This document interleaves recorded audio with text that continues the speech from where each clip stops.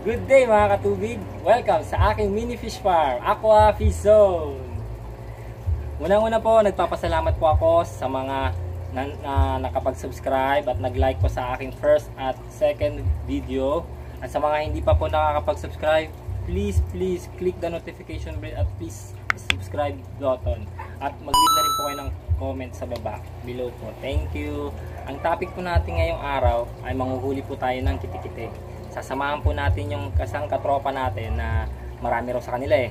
Sasamahan natin siya manghuli at ipapakita ko sa inyo kung paano at gaano karami at ano po bang environment na pwedeng na pagkuhanan ng kitikite. Ang kitikite po ay maganda sa ating mga isda kasi mataas po ang protein yan. At kaya hintayin lang po natin siya. Mga ilang minuto na lang po siguro nandiyan na yun. Sasamahan natin. Pupunta tayo sa kanila ngayon. At ito po ang ating gagamitin. At kung gusto nyo sumama, tara!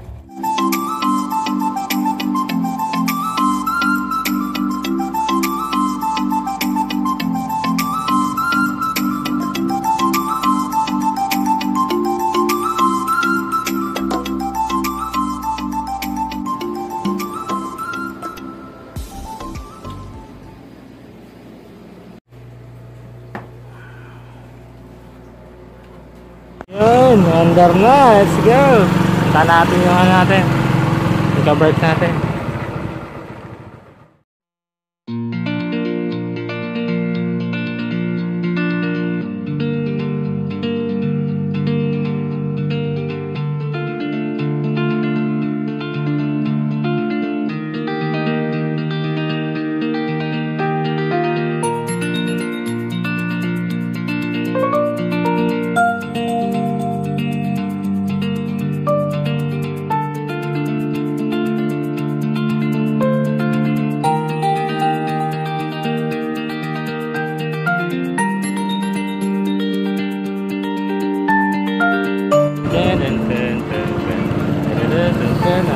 Rawi.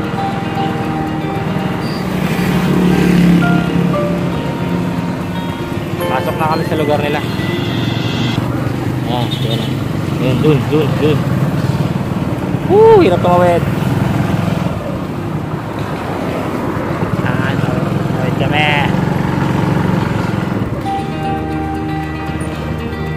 Ayan, dito ang bahay nila. Pasok. Buhay mangingisda nga naman. Flat pa yung motor ko. Oh my god. Tayo kang bata ka. So hirap kumuha. Hindi ka breeder pag di mo alam kumuha ng kitikite. Mosquito larva. Dito lang. Ay, lapit na pala eh. Tayo ko na dito sa lilim. Kahit narawa ko dito.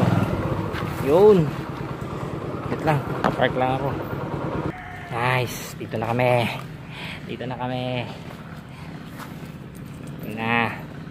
Sana yun. 15 minutes later. Kukuha na kami. Ayan. Tingnan nyo kung gaano karami. Magsasawa kayo ng kitikiti. Ay, grabong kapal. Guys, oh. Ha? Busog. Baka bundat ng mga isda dito eh. Tingnan nyo boss kung gaano karaming kitikiti. Ayan o. Kapal. Sige, lagay mo. Grabe. Kapal ng lamok dito. Mapupurga ang isda rito. Oh. Kita ba? Ayan, purga. Grabe ang dami. Sige. Ganyan po. Kapag di ka fish breeder, kung di mo alam manguha ng ganito. Dati sinubukan ko na rin ito sa mga kanal naman. Kumukuha kami sa kanal. Maabot pa ako ng mga aldan para kumuha lang. Grabing kapal oh. Oh, grabe. Mosquito kayo dyan. Oh. Magkano per pack mo? 50 pesos daw per pack niya ng kitikiti. Hindi puro tubig yun. Punong-puno yun ng kitikiti larva. Ayan, mosquito larva. Punong-puno yun. 50 pesos, halagang 50 pesos lang. Sa halagang 50.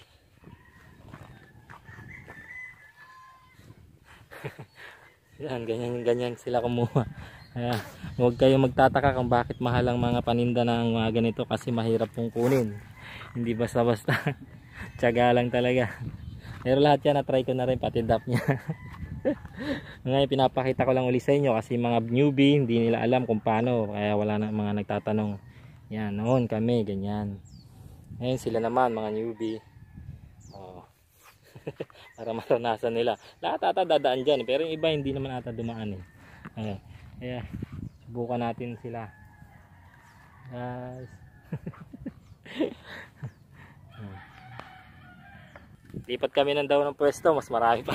Kakatakot naman yung lava dito. Saan ba daan dyan? Diyan may kikit yan. Wala na kaya. Kaya pala.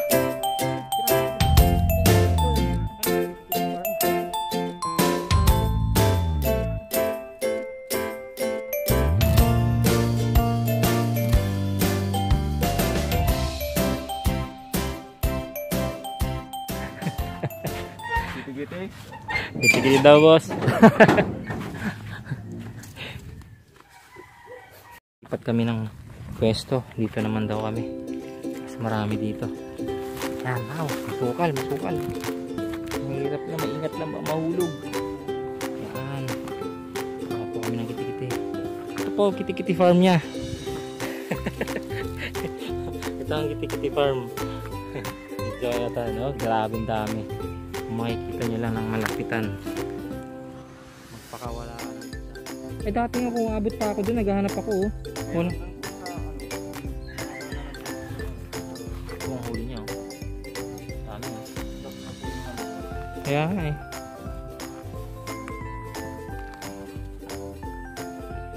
Ang dami.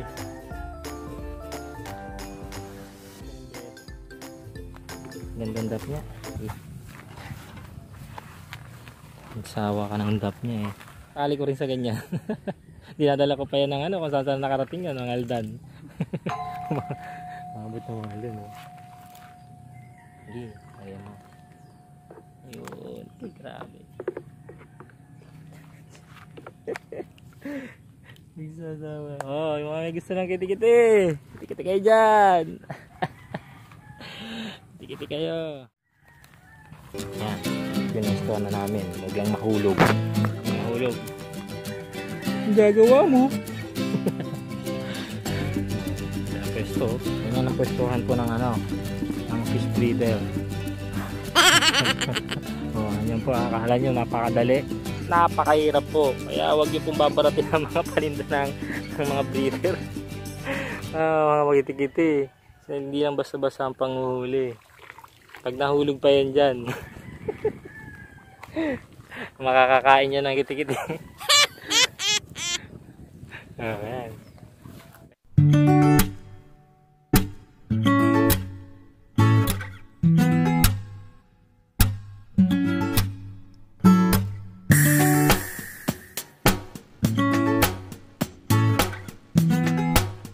Ayan guys, tapos na kami. Pauwi na kami.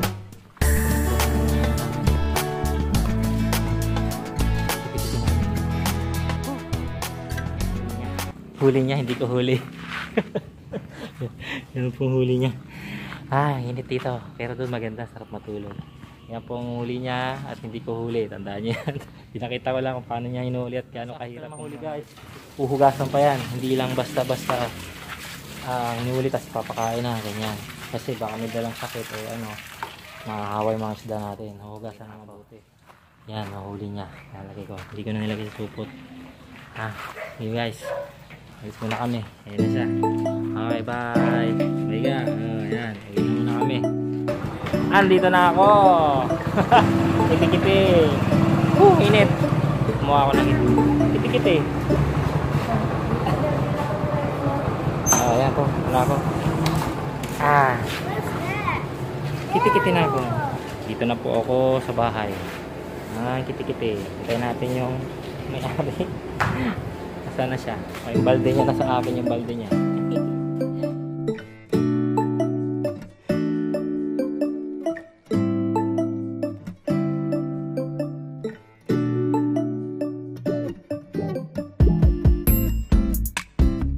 na ako sa bahay. Nakita Nakita nyo na kung paano kami manghuli ng kitikiti. Ay, siya pala. Siya lang pala si Jonathan lang. Pinakita ko sa inyo kung paano kinukuha na hindi ganun kadali na kumuha ng kitikiti. Sa mga breeder dyan, kita nyo kung gano'ng karami. Kaya nagpapasalamat ako sa inyo. Itong siguro sa third vlog ko na tong video na to. At sana huwag nyo kalimutan mag-subscribe, click yung notification bell, at sana yung kahit paano mag-comment dito lang sa baba. Mag-comment po kayo ha. Paalam, maraming salamat.